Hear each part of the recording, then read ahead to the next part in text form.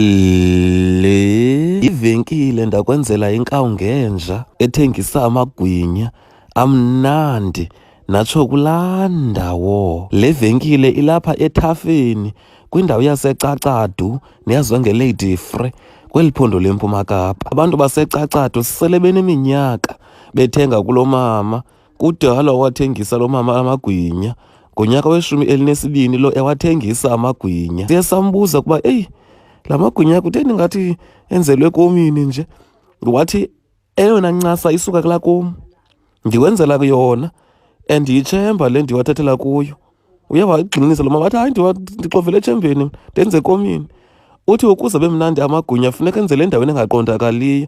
Uba izawuba klini kakhulu indawo yakho soze bemnandi lo magwinya lawo. Kuthiwa iba yimikrozo eza apha endakwenzela inkawu ngenja spaza abantu bezokuzithengela amagwinya. Kuthiwa amagwinya aphela esenziwa, abantu ba-order a day before balale. Athi umntu mhlawumbi ndifuna 10, ndifuna 5, ndifuna uthintini, ndifuna uthintini. Sithetha nje sele ingabantu abangaphaya kwe-10 esele befake ii-order zabo becela i-catering apha kwendakwenzela inkawu ngenja for uDisemba xa kukho amatheko, imisithi yothweso sidanga kwakunye nemitshato. Igwinya ngalinye lixabisa nje imali encinane eyi-10 rand. Xa linebheka kuthiwa yi-24 rand, xa line-French kuthiwa yi-12 rand, xa linesibindi yi-19 rand, njalo njalo. Gangwe ngabantu balapha ethafeni sisehlika nje emotweni ukuba niwafuna amagwinya. Sathi hayi siyawafuna thina amagwinya qha sifuna ubona le ndawo iwathengisayo. Sithe sisoyibona le ndawo ithengisa amagwinya sathi asiyazi noba siyawafuna noba siwafuni na.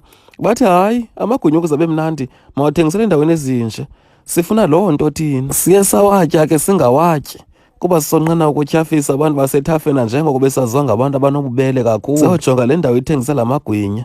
Waqhubekeka umntu owathengisayo amagwinya wathi jongani nihambe, mna andizungaxovi, andizungawenzeli amagwinya am ekomini xa ndisithi yikomu okanye ndixovele etshembeni. That's fine, I'm still gonna continue. Ndaba ze-CNBC apha kuChannel 841, ndinguve isicelo sinene singacetywanga. Ndilapha kwindawo yasethafeni location eCacadu neyaziwa ngeLady Free kweli phondo leMpuma Kapa.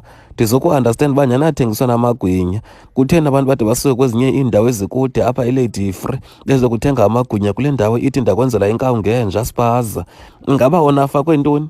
Ingaba le ndawo athengiselwa kuyo amagwinya, ingaba le oil ayifuna utshintshwa yona? Okanye mhlawumbi iba mnandi kakhulu amagwinya xa ingatshintshwanga i-oil enzelwa mhlawumbi kwinto engathi yikomu?